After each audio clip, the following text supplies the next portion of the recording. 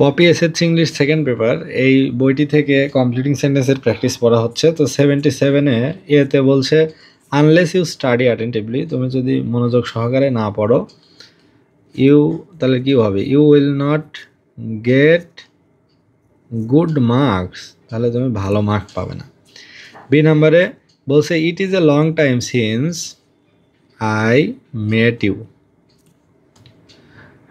অর্থাৎ অনেক দিন হলো তোমার সাথে আমার আগে দেখা হয়েছিল।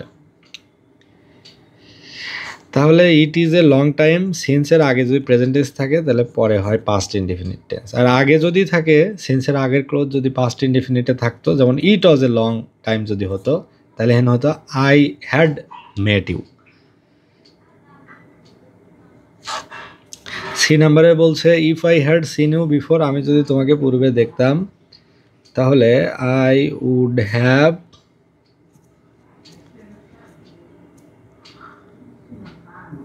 বিফ্রেন্ডেড ইউ, তোমাকে আমি আগেই বন্ধু বানাতাম। বিফ্রেন্ড মানে বন্ধু বানানো, BEFRIENDED, বিফ্রেন্ডেড ইউ। ডি নাম্বারে প্রথমে গ্যাপ, তারপরে আছে উই অ্যাচিভড আওয়ার ইন্ডিপেন্ডেন্স, তাহলে কি হতে পারে ডি নাম্বারে, এটা হতে পারে যে 1971 ইজ দ্য ইয়ার, অর্থাৎ 1971 হচ্ছে সেই বছর যখন উই অ্যাচিভড আওয়ার ইন্ডিপেন্ডেন্স। তাহলে 1971 is the year when we achieved our independence, এইটুকু বসাতে হবে ডিতে। আর এই নাম্বারে বলছে ডেঞ্জার